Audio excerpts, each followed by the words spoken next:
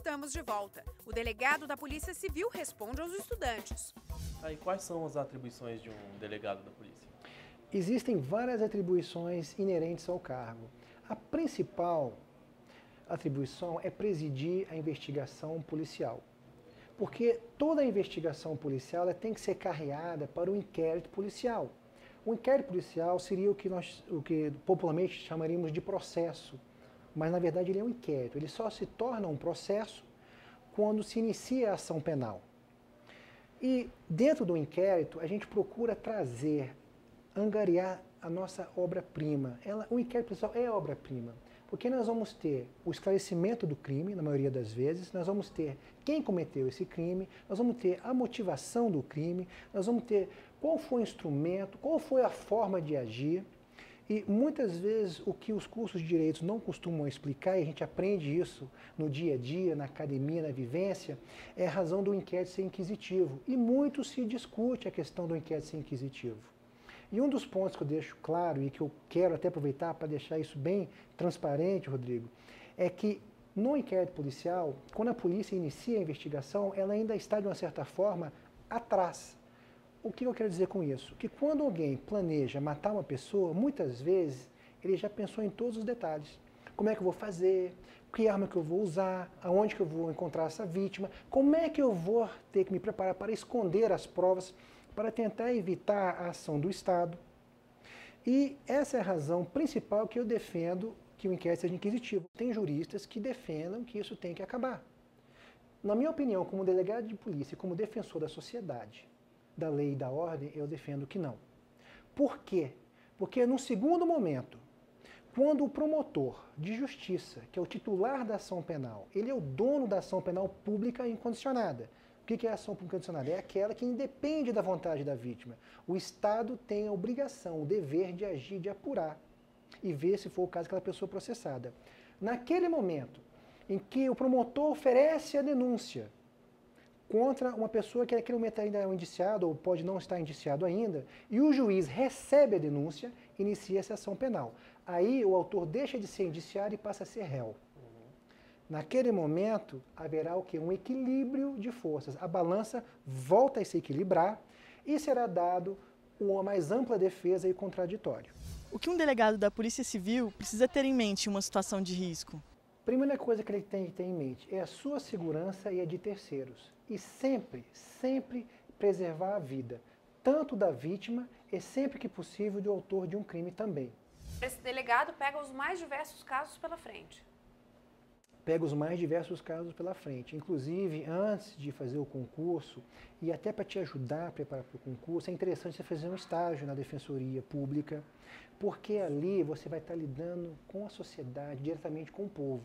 Quanto mais contato você tiver com o público, com o povo que tanto clama por justiça, que tanto às vezes sofre em razão de alguns casos de impunidade, você vai aprender a ver detalhes e características e peculiaridades para você ser um bom profissional. Eu quero atender aquele mais necessitado, aquele que mais precisa, dar o quê? Aquela recepção, porque a gente não pode revitimizar a vítima. Imaginem só, Rodrigo, uma vítima de estupro. Essa vítima ela tem que ser tratada com o maior cuidado possível. Nós temos até delegacia especializada para isso. Mas ela tem que ter a sua intimidade preservada, porque é um crime muito violento, é um crime bárbaro. Então, dependendo da forma que ela é tratada, que ela é recebida aqui, ela pode se sentir uma vítima pela segunda vez. E isso é uma coisa que a gente não quer. A gente procura aprimorar isso. Quais são as matérias imprescindíveis para o concurso? Tem-se que se preparar acerca das matérias de direito penal, direito processual penal, constitucional, tributário, comercial, processual civil, civil e direito administrativo. Além das leis extravagantes. Esse delegado precisa ser um pouco psicólogo também? Ele tem que ser um pouco de psicólogo também, ele tem que ter um treinamento para lidar com o ser humano, ele tem que saber se colocar no local, na posição da vítima, e ao mesmo tempo ele tem que ter um certo cuidado. A gente vai ter também aqui, eu digo, a pessoa que chega à delegacia para registrar uma ocorrência, só que às vezes aquela pessoa não é uma vítima. Ela se passa por uma vítima, na verdade ela acaba sendo a autora. E às vezes ela quer usar até a polícia também em benefício próprio.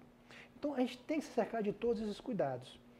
E eu vou ser bem franco, Um dos motivos que a gente procura, inclusive, é passar isso para os delegados novos que entram, é porque muitas das situações reais que acontecem aqui, a gente não acha a solução no livro de direito.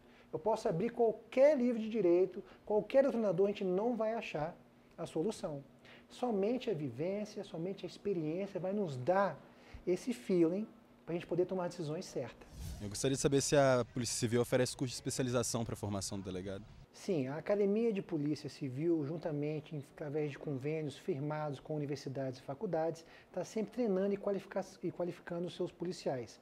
O último curso, inclusive, que eu fiz pela Academia, junto com a Faculdade de Fortune, foi de pós-graduação com especialização em gestão policial, ou seja, em gestão de polícia judiciária. Quais seriam as etapas até eu chegar a um posto de delegado? Primeiro passo, ser bacharel em Direito. Nós temos, no caso do Distrito Federal, isso em lei federal que regulamenta que você tem que ser bacharel em Direito. Além das provas que serão aplicadas, começa com uma prova objetiva, com N questões. No meu caso específico, foi o CESP, vinculado ao UNB, que fez a prova. Depois a gente tem uma prova discursiva, a gente tem uma prova oral, a gente tem depois prova física, tem prova de psicotécnico, para ver se você tem o equilíbrio necessário para exercer o cargo, porque afinal de contas o senhor vai estar recebendo, uma vez nomeado, empossado em exercício efetivo, uma arma de fogo, vai ter uma responsabilidade sobre a vida de outras pessoas. Então a gente quer também aferir o seu grau de equilíbrio emocional. E depois a prova médica. Sendo que uma vez passada essa primeira etapa, existe uma segunda etapa, que é o curso de formação, onde você irá para a Academia de Polícia Civil para poder receber o treinamento básico. É uma fase que ainda integra o concurso, que pode variar de 2 a 3 meses, dependendo das matérias. E para cada curso, isso pode diferir de um curso para o outro. E também é eliminatória. Que também é eliminatória. De maneira que o senhor terá que sair bem nessas provas, tem que caprichar. Ou seja, já começa o sacrifício no início, né? Mas é muito compensador também. Feito isso, sendo aprovado, sendo nomeado, ocupa o cargo de delegado de polícia de terceira classe. Nós temos a terceira classe, a segunda, a primeira e a especial. Para ser dirigente, vamos pegar o meu caso específico, para ser dirigente de uma unidade policial, de uma delegacia de polícia, você, de preferência, já tem que ser delegado da classe especial. O interstício são de 15 anos para chegar a esse cargo. A gente fica 5 anos em cada classe, terceira, segunda, primeira e especial. De maneira que o que a gente quer evitar? Como qualquer grande empresa, Rodrigo, a gente não pode colocar pessoas para ser dirigente sem um preparo.